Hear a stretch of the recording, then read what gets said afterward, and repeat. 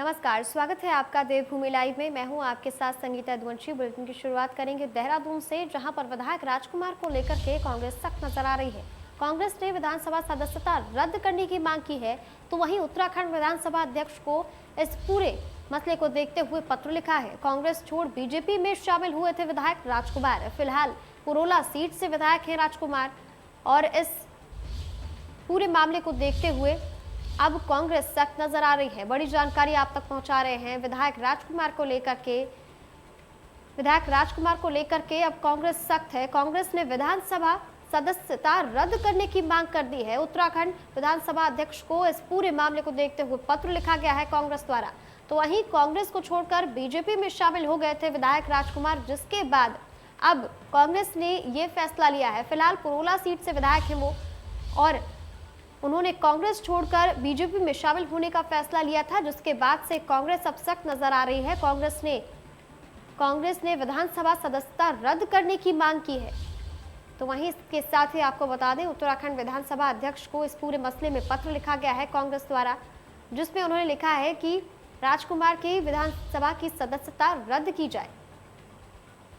अगर राजकुमार की बात करें तो पुरोला सीट से विधायक है वो। बड़ी खबर लगातार आपके टीवी स्क्रीन पर बनी हुई है।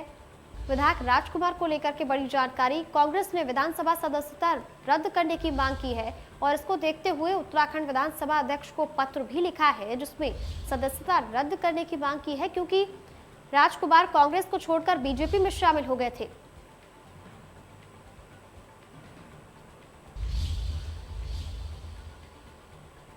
तो वहीं मुख्यमंत्री पुष्कर सिंह धामी ने 2 दिवसीय संभारिक उत्सव की शुरुआत की है। इस मौके पर औद्योगिक विकास मंत्री गणेश जोशी के साथ औद्योगिक विभाग के अधिकारी भी शामिल रहे। मुख्यमंत्री पुष्कर सिंह धामी का कहना है कि प्रदेश सरकार उत्तराखंड में निवेश को बढ़ावा देना चाहती है, और इसके लिए नई उद्योग नीति लाने का विचार मंथन किया जा रहा है। तो वहीं नई उद्योग नीति इस तरीके से होगी जिससे प्रदेश में उद्योग का विकास हो सके, युवाओं को रोजगार मिल सके, प्रदेश में उद्योग को बढ़ावा मिल सके। उनका कहना है कि प्रदेश सरकार नई उद्योग नीति प्लान तैयार कर रही है। तो वहीं आपको बता दें कि राजधानी देहरादून में 2 दिवसीय उत्सव चल रहा है। इस उत्सव में उद्योग के विकास, रोजगार, निवेश के साथ कई बाजार पर विचार किया जाएगा, जिससे अलग अलग क्षेत्रों में काम करने वाले कारोबारी भी शामिल होंगे। तो देहरादून में अमृत महोत्सव के तहत वाणिज्य उत्सव मनाया जा रहा है, जिसका शुभारंभ कर दिया गया, और यहां पर सीएम पुष्कर सिंह धामी के साथ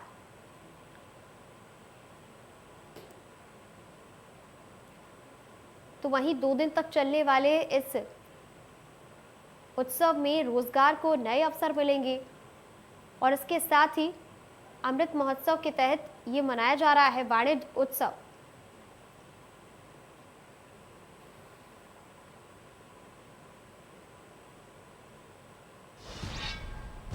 तो वहीं उत्तराखंड शिक्षा विभाग पठन पाठन में बदलाव की तैयारी कर चुका है। मुख्यमंत्री ने इसके साथ ही मीटिंग में शिक्षा विभाग को अपना प्रेजेंटेशन दिया, और बच्चों की शिक्षा कैसे और बेहतर बनाई जाए इसका पूरा खाका विभाग ने खींचा रखा है। और इसके साथ ही कक्षा 1 से कक्षा 5 तक के स्कूल खोल दिए गए हैं। शिक्षा विभाग ने कोविड प्रोटोकॉल का पालन करवाने के लिए और मासूमों की सुरक्षा के लिए अपनी तैयारियां पूरी कर दी हैं, और इसको देखते हुए पठन पाठन में बदलाव की तैयारियां भी की गई हैं। पहाड़ों की शिक्षा अब बेहतर हो, इसके लिए पूरा ध्यान दिया जा रहा है। शिक्षा विभाग इस पूरी व्यवस्था को और सुदृढ़ बनाने की कोशिश कर रहा है। इसके लिए मुख्यमंत्री को बाकायदा एक प्रेजेंटेशन भी दिखाई गई है, जिसमें आने वाले समय में, क्योंकि लंबे अंतराल के बाद फिर से स्कूल खोले गए हैं, तो बच्चों के स्वास्थ्य पर खासा ध्यान दिया जाएगा। कोरोना को देखते हुए और सतर्कता बरती जाएगी, प्रोटोकॉल पालन किया जाएगा, लेकिन उसके साथ ही अब पढ़ाई में थोड़ा सा बदलाव लाना चाहिए। इसको देखते हुए शिक्षा विभाग ने प्रेजेंटेशन तैयार किया, पूरा खाका तैयार किया है, और मुख्यमंत्री के सामने इसको पेश किया, जिसमें आने वाले समय में क्या कुछ बदलाव लाए जाने हैं, किस तरीके से शिक्षा नीति को और बेहतर बनाया जाना है, इसको लेकर के अपनी प्रेजेंटेशन दिखाई गई। कोविड प्रोटोकॉल के साथ स्कूल तो खोल दिए गए हैं, लेकिन अभी भी अभिभावक और शिक्षक चिंतित हैं बच्चों के स्वास्थ्य को लेकर के, क्योंकि जो प्री नर्सरी के स्कूल होते हैं, वो बच्चे होते हैं, उनमें अभी कोरोना प्रोटोकॉल को लेकर के इतनी समझ नहीं होती है, और ये कहीं ना कहीं शिक्षा विभाग के लिए बड़ी चुनौती है कि आने वाले समय में तीसरी लहर की आशंका भी बनी हुई है, और इस बीच स्कूल भी खोले गए हैं। तो किस तरीके से बच्चों को कोरोना से बचाया जाए, और इसके साथ ही जो शिक्षा व्यवस्था है वो भी सुदृढ़ की जाए। विस्तृत प्रस्तुतिकरण हम लोगों ने बनाया है। जो गाइडलाइंस हम लोगों को वहाँ से प्राप्त हुई थी, वास्तव में ढांचा क्या है, हमारी चुनौतियाँ क्या हैं, हम किस तरह से बच्चों का बेहतर पठन पाठन करा सकते हैं, इसके लिए पूरी कार्य योजना मुख्यमंत्री जी के समक्ष प्रस्तुत करी जाएगी। शिक्षा विभाग की माननीय मुख्यमंत्री जी की बैठक है, जिसमें एक विस्तृत प्रस्तुतिकरण हम लोगों ने बनाया है। जो गाइडलाइंस हम लोगों को वहाँ से प्राप्त हुई थी, वास्तव में ढांचा क्या है, हमारी चुनौतियाँ क्या हैं, हम किस तरह से बच्चों का बेहतर पठन पाठन करा सकते हैं, इसके लिए पूरी कार्य योजना मुख्यमंत्री शिक्षा विभाग। तो वहीं आप नेता कर्नल अजय कोठियाल ने पौड़ी जिले के पौब ब्लॉक में पहुंच करके रोड शो किया। इसके साथ ही लोगों से वोट भी मांगे। वहीं जनसभा के दौरान कांग्रेस कार्यकाल में पूर्व राज्य मंत्री रहे गणेश चंद्र समेत कई लोगों ने आम आदमी पार्टी का दामन थामा। वहीं कर्नल अजय कोठियाल ने लोगों से इस बार तीसरे विकल्प पर भरोसा जताने की अपील की है, जिससे उत्तराखंड की तस्वीर बदल सके। आम आदमी पार्टी ने हर घर में एक सदस्य को रोजगार दिए जाने समेत 300 यूनिट फ्री बिजली के दावों पर इस बार आम आदमी पार्टी का साथ देने की अपील की है।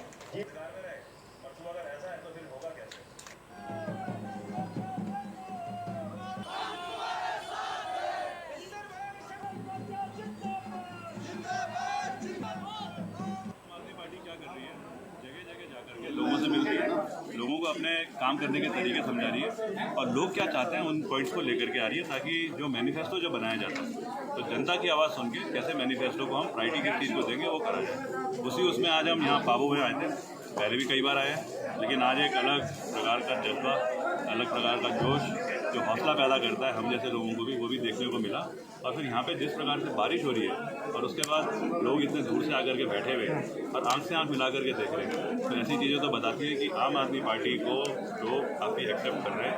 और इसी एक्सेप्टेंस को देखते हुए अभी हम जैसे घोषणाएँ कर रहे हैं, हमने इस टाइम पे करी है रोजगार की, युवाओं को 18 से 35 साल वालों को कैसे हम रोजगार प्रोवाइड करेंगे और रोजगार में कौन से एस्पेक्ट होंगे। कुछ दिनों में इनका ना कैंपेन शुरू होगा और हर जगह पे आकर के हम रोजगार के उनके डेटा एंट्री करनी शुरू करेंगे और बताएंगे कि ज़मीन पे हम कैसे करेंगे।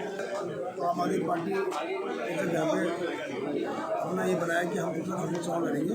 तीसरे विकल्प के रूप में जब लोगों ने चुना, उनको 62% मतदान हुआ तो पक्ष में कि हाँ भी आम आदमी पार्टी में चुनाव लड़ना चाहिए। उसके बाद जिस दिन अजय कोठियाल जी ने यहाँ ज्वाइनिंग करी आम आदमी पार्टी में, उसके बाद तो इतना लोगों में खुशी की लहर है कि ये हम बच्चों को रोजगार मिले, अब हमें बिजली पानी, अब हमारे स्वास्थ्य की बात होगी, शिक्षा की बात होगी, सड़कें, क्योंकि वो ऐसे शख्सियत है जिन्होंने युवा फाउंडेशन बनाया। युवा फाउंडेशन में जाल बना के उन्होंने 10 से 12,000 बच्चों को नौकरी दी और अभी भी जगह जगह उनके कैंपेन चल रहे हैं, कैंप लगे हुए। मैं कांग्रेस पार्टी से था और जब देखा कि उत्तराखंड के सपने जो है कर्नल कोठियाल के साथ में पूरे हो सकते हैं, इसलिए मेरा मन बदला। तो हर एक आदमी कुछ तो पाना चाहता है। मेरे उत्तराखंड का जो सपनों का जो सपने थे लोगों के, उनके कैसे पूरे करेंगे, तो उसमें कांग्रेस और बीजेपी दोनों पार्टियां अभी तक उस स्तर पर पहुंची नहीं जनता के, लेकिन कर्नल कोठियाल जी से एक जो कि भावी सीएम की तरफ प्रोजेक्ट थी। तो वहीं अखाड़ा परिषद के अध्यक्ष महंत नरेंद्र गिरी की संदिग्ध परिस्थितियों में मौत के मामले में बीजेपी प्रदेश अध्यक्ष मदन कौशिक ने कहा कि ये घटना बेहद दुखद है। उन्होंने कहा कि नरेंद्र गिरी जैसे महान संत ने हरिद्वार कुंभ के दौरान सरकार और संतों के बीच भी बड़ी भूमिका का निर्वहन किया था। मदन कौशिक ने कहा कि जिस तरह से संदिग्ध हालातों में संत नरेंद्र गिरी की मौत हुई है, उस हालात को देखते हुए इस घटना की निष्पक्ष जांच होनी चाहिए और आरोपियों के ऊपर कड़ी कार्रवाई होनी चाहिए। उन्होंने दिल्ली के सीएम अरविंद केजरीवाल पर निशाना साधते हुए कहा कि केजरीवाल पहले दिल्ली की दशा सुधार ले।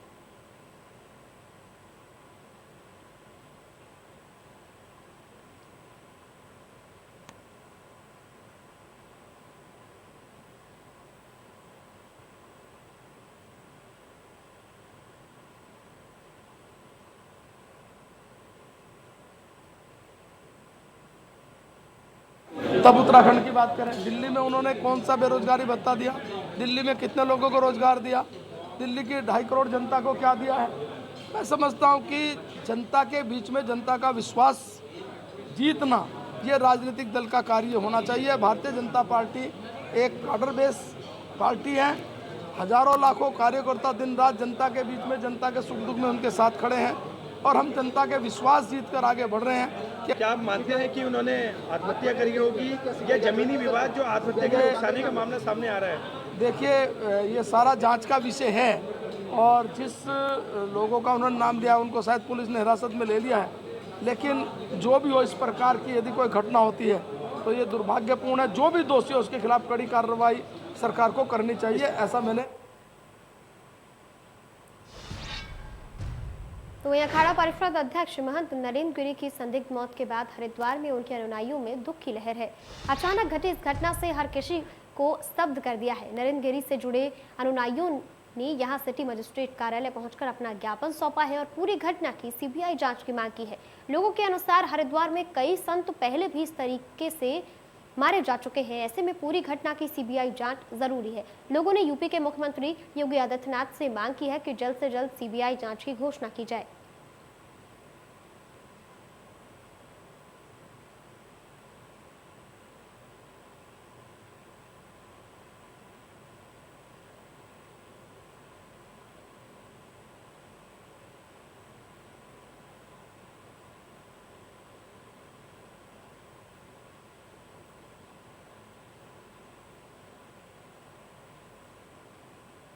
जैसे कि नरेंद्र गिरी जी के विषय में लोग कह रहे हैं कि आत्महत्या की है, ये असंभव है। क्योंकि एक संत जिसने घर त्यागा, समाज त्यागा, जो समाज कल्याण के लिए अपना सब कुछ त्याग चुका है, वो इतना कमज़ोर नहीं हो सकता। दूसरा, जो साक्ष्य मिल रहे हैं उससे भी ये लगता है कि कहीं ना कहीं बहुत बड़ा षड्यंत्र है जो धन संबंधित या ज़मीन संबंधित लगता है। और कई वर्षों से संतों की हत्या हो रही है, भू माफिया का राज चल रहा है। अब जैसे अखाड़ा परिषद के श्री महंत नरेंद्र गिरी जी की आत्महत्या का एक राज रचा गया है, जिसे एक व्यू कहेंगे, हत्या है।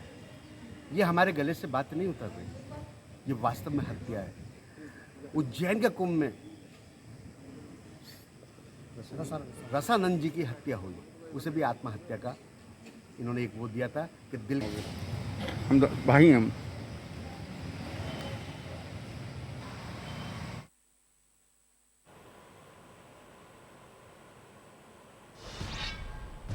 तो वहीं अखिल भारतीय अखाड़ा परिषद के अध्यक्ष श्री महंत नरेंद्र गिरी की संदिग्ध परिस्थितियों में हुई मौत की खबर मिलने के बाद पंचायती अखाड़ा श्री निरंजनी हरिद्वार में सन्नाटा पसरा हुआ है। बताया जा रहा है कि अखाड़ा में रहने वाले संतों ने रात से अन्न भी ग्रहण नहीं किया है।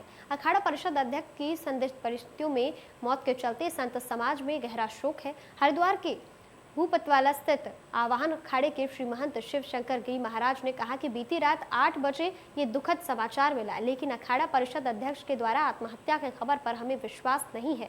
उनका कहना है कि अखाड़ा परिषद अध्यक्ष एक परम ज्ञानी, तेजस्वी और ऊर्जावान संत थे, जिन्होंने कई कुंभ और महाकुंभ जैसे आयोजनों को अपनी कुशलता पूर्वक से करवाया। ऐसे व्यक्तित्व के धनी ऐसा कार्य नहीं कर सकते, ये जांच का विषय है। एक अखिल भारतीय अखाड़ा परिषद के अध्यक्ष और निर्णय अखाड़े के सेक्रेटरी थे, बहुत प्रभावशाली थे। मुझे विश्वास नहीं होता कि उन्होंने सुसाइड किया है। तो बड़े ही बोल्ड और बहुत ही विशाल हृदय वाले थे। अभी देखो जांच का विषय है, मैं तो उनके श्री चरणों में, भगवान के श्री चरणों में प्रार्थना करूँगा उनकी आत्मा को शांति दे। ओम शांति शांति शांति। लिखा है, आप देखो वो ऐसा है जैसे उन्होंने सुसाइड नोट बताया है कि हमें तो अभी ये देखो जांच का प्रकरण है, लेकिन समाज के लोगों को अभी विश्वास नहीं हो रहा है, क्योंकि ये ऐसे जो बुद्धिजीवी, ऐसे सुलझे हुए लोगों के विवाद निपटाने वाले और सबको एकता करने वाले सुसाइड नोट क्यों, आत्महत्या क्यों करेगा? ऐसे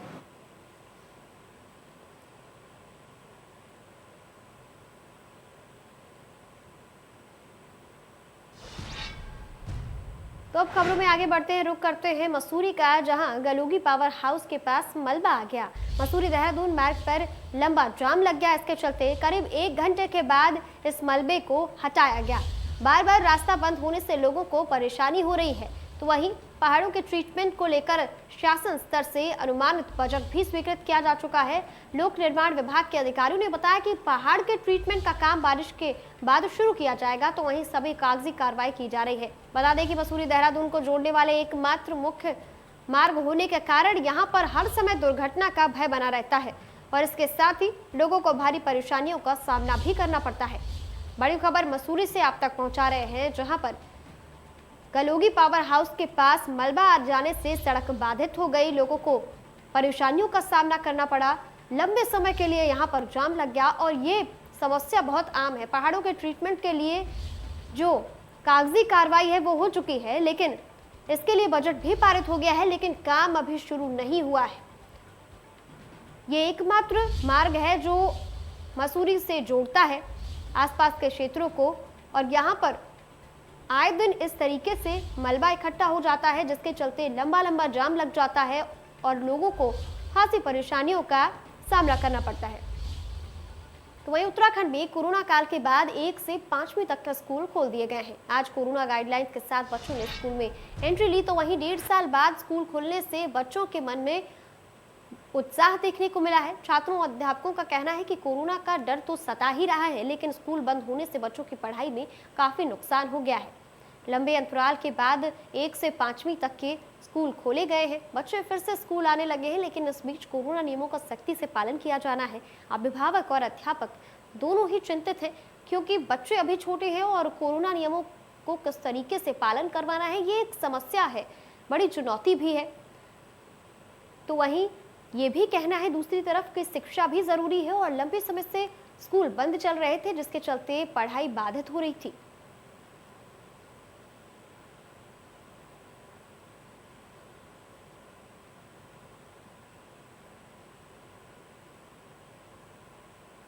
उत्तराखंड में 1 से 5वीं तक के स्कूलों को खोल दिया गया है। कोरोना प्रोटोकॉल के साथ स्कूल फिर से खोले गए हैं। तो वहीं बड़ी खबर आप तक पहुंचा देते हैं मसूरी से, जहां पर मसूरी देहरादून मार्ग पर मलबा आ जाने के कारण 1 घंटे का लंबा जाम लग गया और वहां पर लंबी लंबी कतारें रही पर्यटकों की गाड़ियों की, जिसके चलते लोग परेशान रहे। कड़ी मशक्कत के बाद उस मलबे को हटाया गया है, लेकिन पहाड़ों के ट्रीटमेंट का जो बजट है वो भी पास कर दिया गया है। कागजी कार्रवाई भी हो गई है, लेकिन काम अभी तक शुरू नहीं हुआ है और आए दिन गलोगी पावर हाउस के पास इस तरीके की घटनाएं होती रहती हैं, क्योंकि मसूरी देहरादून मार्ग ही एकमात्र मार्ग है जो आसपास के क्षेत्रों को मसूरी से जोड़ता है और यहाँ पर इस तरीके की घटनाएं आम है। बार बार रास्ता बंद हो जाने के चलते लोगों को परेशानी होती है। मसूरी देहरादून मार्ग पर लंबा जाम लग जाता है। कई घंटों की मशक्कत के बाद उस मलबे को हटाया गया है। इस तरीके की घटना हो जाने के कारण सड़क बाधित हो जाती है।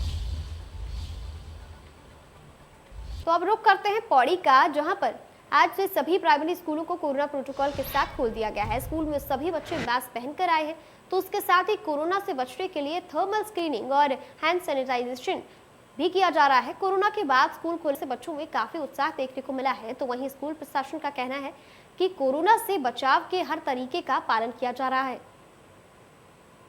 1.5 साल बाद फिर से बच्चे स्कूल आए हैं। ऐसे में स्कूल प्रबंधन का कहना है कि मास्क और सैनिटाइजिंग की जो सुविधा है, थर्मल स्क्रीनिंग की सुविधा है, वो हमने मुहैया करवा रखी है, लेकिन बावजूद इसके एक डर बना हुआ है। लेकिन लंबे अंतराल के बाद बच्चे फिर से स्कूल आए हैं, तो उसे देखते हुए उनमें काफी जनपद में कक्षा 1 से 5वीं तक के जो प्राथमिक विद्यालय हैं सभी को संचालन करने का शासन द्वारा निर्देश दिया गया है। उसके अनुक्रम में शासन द्वारा मार्गदर्शक नियम भी बनाए गए हैं। उसके अनुक्रम में समस्त विद्यालयों में जो बच्चे होंगे वो मास्क लगाकर कक्षा में प्रवेश करेंगे। साथ में सोशल डिस्टेंसिंग के अनुसार उनको बैठने की व्यवस्था विद्यालय द्वारा किया जाएगा।